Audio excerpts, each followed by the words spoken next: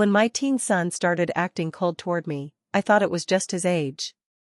But then he called me a homewrecker under his breath and slammed his door. I asked him what that meant. He threw his phone at me and said, "Ask Dad." I opened the messages and saw months of texts between my husband and my son's English teacher. My son knew the whole time. He'd been protecting her. I didn't confront them. I printed the messages and sent them to the school board, our church, and every parent in the PTA. His teacher got fired. My husband got served. Hi. I'm 42. I live in Dayton, Ohio. I've been married to my husband, Rob, for 17 years. We have 2 kids, Josh, who's 15, and Kaylee, who just turned 9. I work part-time at a dental office, and Rob works full-time as a regional sales manager for an auto parts company. We go to church on Sundays. We host cookouts in the summer. We look normal from the outside. But nothing's felt normal in months. It started with Josh.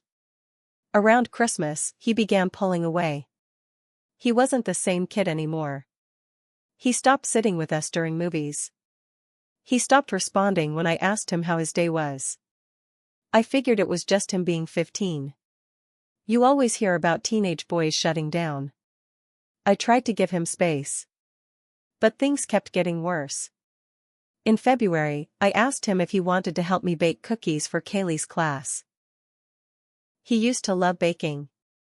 He just shrugged and said, "Why would I help you?" Then he walked off and shut himself in his room. I chalked it up to hormones. I thought he'd come around. Then one night in March, everything shifted. It was a Thursday. I had made spaghetti and garlic bread, Josh's favorite. I called up to him twice. No response.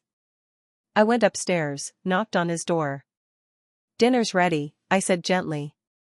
He opened the door just a crack, then mumbled, "Don't care." I said, "What's going on with you lately?" He looked me dead in the eye and muttered, "Homewrecker." At first, I thought I heard wrong. "What did you just say?" He said it again, louder this time. "Homewrecker." Then he slammed the door in my face. I stood there frozen. That word hit me like a punch. Homewrecker? What the hell did that mean? Why would my son call me that? I knocked again, more firmly. "Josh, what does that mean? What are you talking about?" He opened the door just enough to shove his phone into my hands. "Ask Dad," he said.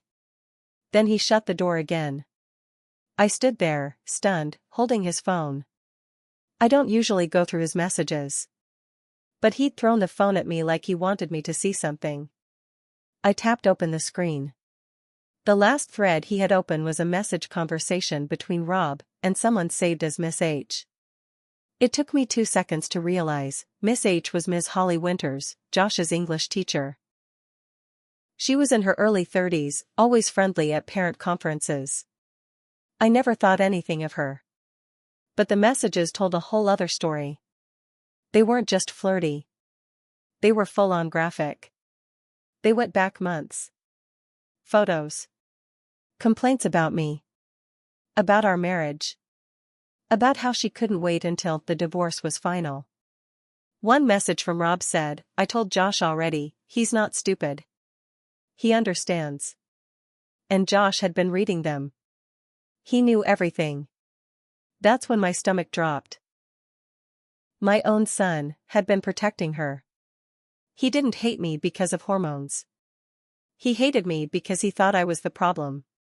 Because his dad told him I was. I didn't scream. I didn't confront anyone that night. I didn't even cry. Instead, I went downstairs, logged into our wireless provider account, and downloaded the message history. I printed every text between Rob and Holly. I printed them twice. The next morning, I didn't go to work. I sent one packet to the principal at Josh's school, addressed urgent. I emailed the full file to the school board. I mailed another copy to the head of our church's youth ministry. Holly led the high school girls' Bible study. Then I printed a final packet with a short letter that read, "As a fellow parent, you deserve to know who is teaching your children. See enclosed." I slipped copies into 31 PTA mailboxes at the school. I knew all their names. I'd been on the board just 2 years ago. The fallout happened fast. Ms. Holly Winters was fired by the end of the week. The school called it an immediate and permanent dismissal due to inappropriate conduct. The church removed her the same day. Parents were furious. As for Rob? I didn't yell. I didn't cry. I served him with divorce papers at his office on a Tuesday morning, right before his 10 a.m. team meeting. I haven't spoken to Holly. Don't need to. She lost her job, her reputation, and every inch of fake respect she had built in this community. But Josh, he's the one that still hurts. He still won't talk to me. And I can't stop wondering what his dad told him about me. What lies he heard. What he believed. After Rob got served, he didn't come home that night. I figured he wouldn't. I got a text around 9:30 p.m. that just said, "Wow. Real mature." That was it. No apology. No explanation. No attempt to fix anything. He moved into a cheap rental apartment on the other side of town. 2 bedrooms, laminate floors, smells like smoke every time I drop Kaylee off there. She hates it. Cries every time she has to go. Josh, on the other hand, chose to move in with Rob. He barely looked at me when he packed his backpack. "I don't want to live with someone who ruins people's lives," he said under his breath. I stood there, blocking the front door. "You think I'm the one who ruined everything?" "You ruined her life," he said. "She didn't do anything to you." I almost laughed, but it came out as a sob. "She slept with a married man. With your father. While lying to you and everyone else." Josh's jaw clenched. "At least she was honest with me." I couldn't speak. I just stepped aside. He walked out and didn't look back. I cried for 2 days straight after that. But something kept eating at me. This couldn't have been the first time Rob pulled something like this. Holly wasn't that special. He had lied so smoothly, so confidently. Who's to say she was the first? So I did something I hadn't done before. I opened our old desktop computer, his ancient backup device from years ago that he never touched anymore. It took forever to start up, but once it did, it had all his synced emails, files, photos. I figured he forgot about it. What I found made my stomach turn. There were old emails, some dating back almost 8 years. Between Rob and at least 3 other women. One was someone from his office. Another was a waitress we used to see at a diner near the church. And the third? A woman named Amy, from our old neighborhood. She had kids. Our kids used to play together. One message from Rob to her, dated 2019, said, "I wish I'd married you instead. You're the only one who actually listens to me." The emails weren't just about sex. They were full of resentment. About how trapped he felt. About how he had to stay for the kids. About how I wasn't the woman I used to be. That man slept in my bed and took family pictures with me while telling other women he wished I'd disappear. So I kept digging. And that's when I discovered the second phone. He'd hidden it in the attic, taped inside an old shoebox labeled Winter Lights. I only found it because I was dragging down decorations for Easter. It had a dead battery, but I charged it. And sure enough, it was full of even more messages. But not just with women, this time it included Josh. Rob had been texting him from this phone too. Probably to avoid getting caught on our phone plan. One message hit me like a brick: "Don't listen to your mom. She never loved me. She only stayed with me because she was scared of being alone. I never told you this before, but she tried to leave once when you were little. I begged her to stay. She didn't stay for you. She stayed for her image. I had never tried to leave. Not once. He just made it up. He told our son the only reason I stayed was because I was scared of looking like a failure. He rewrote history. I printed everything. Every text. Every photo. Every email. I mailed a manila envelope to Rob's HR department, labeled Attention, Ethics Compliance. I mailed another to Amy's husband. I tracked down his new address from a return label on Facebook Marketplace.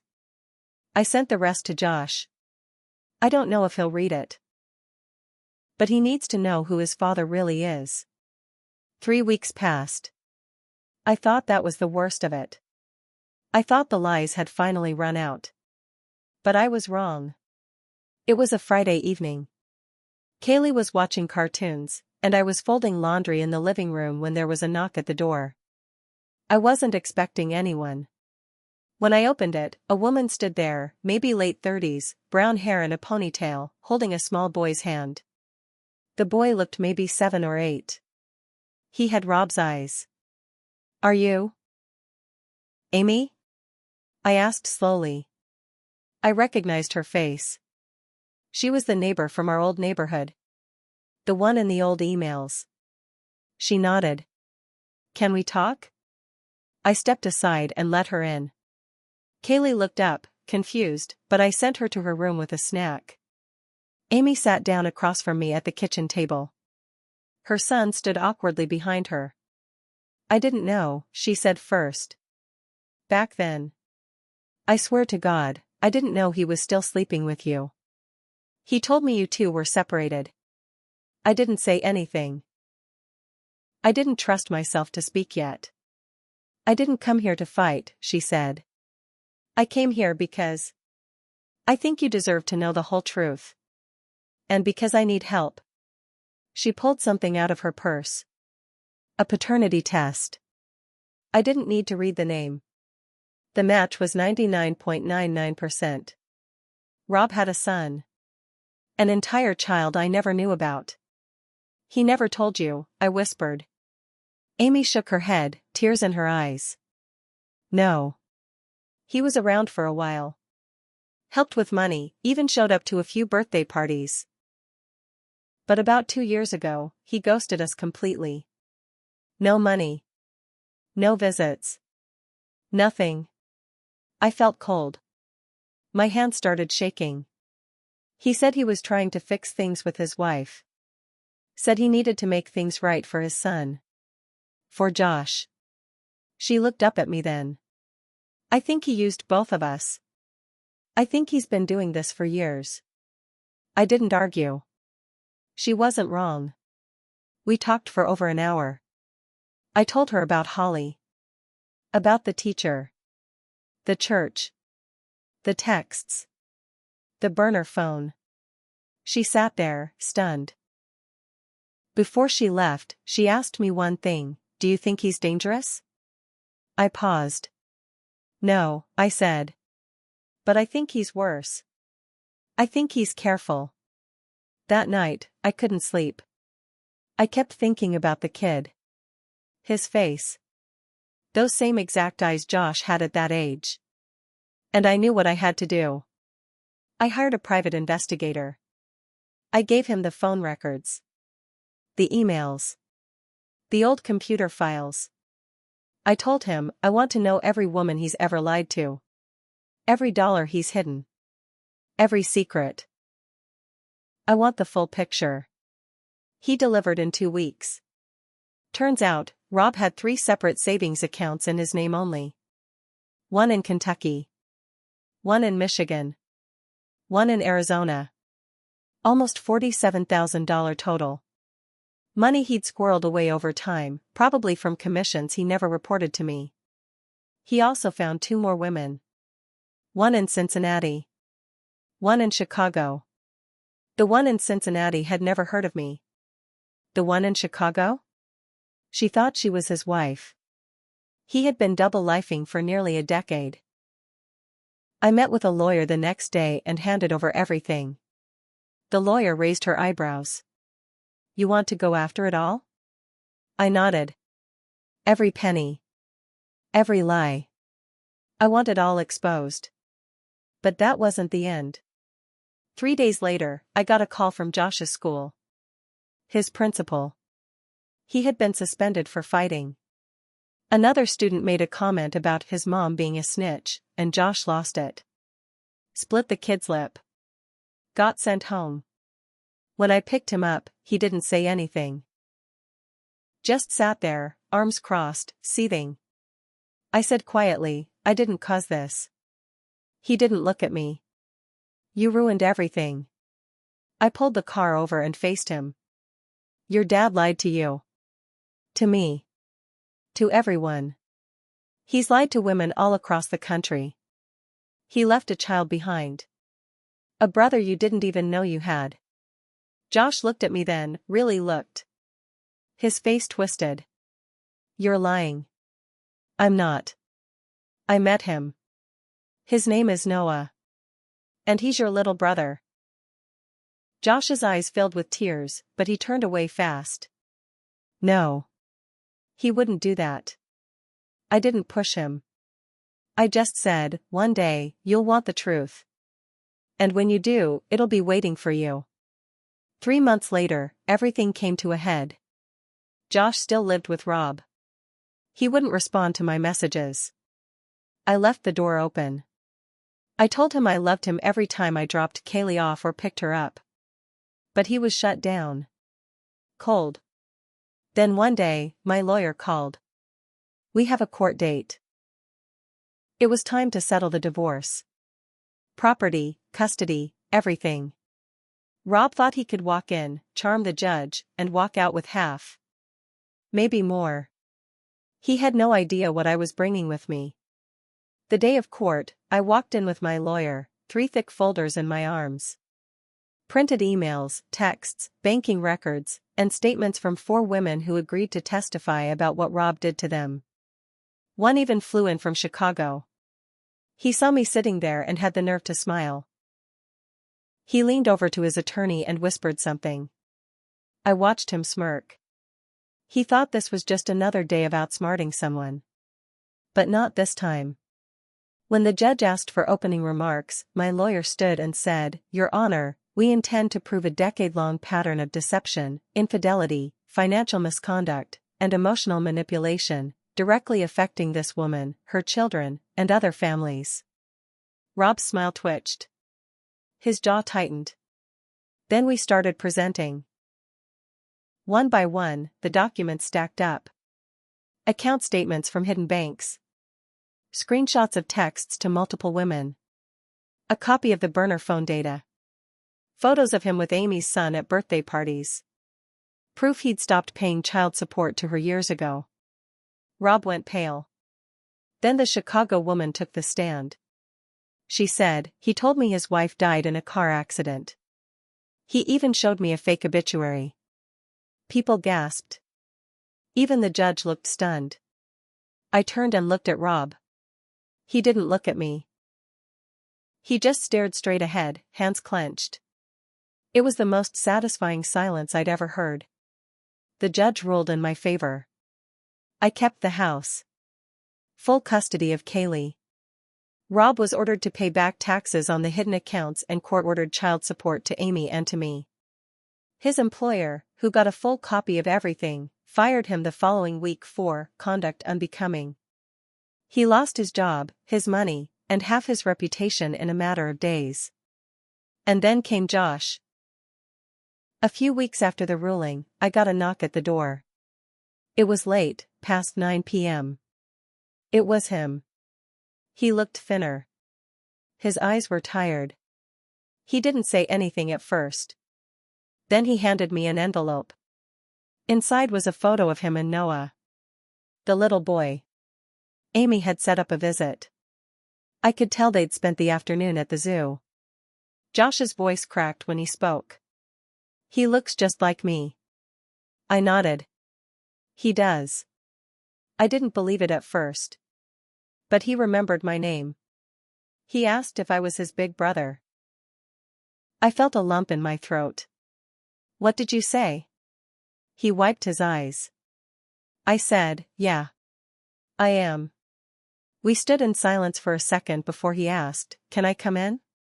I stepped aside. Josh moved back in that week. He didn't say sorry right away. He didn't need to. I saw it in how he helped Kaylee with homework. How he hugged me when he thought I wasn't looking. How he started calling me mom again, not just her. It took time, but we healed. Not perfectly. Not all at once. But piece by piece. As for Rob? Last I heard, he was working at a used car lot in Cincinnati. Word got out about everything. None of the women wanted anything to do with him. He tried to start fresh online, new dating profiles, new name, but his photo was posted in a local moms group with a warning, serial liar and manipulator. Protect your kids. His charm couldn't fix that. He made his mess. And he got to sit in it, alone. I made mistakes too. I trusted him too long. I ignored little red flags. I stayed silent when things felt off. I thought staying quiet was protecting my kids. But silence didn't protect anyone. Speaking up did. That's how we survived. That's how we started again.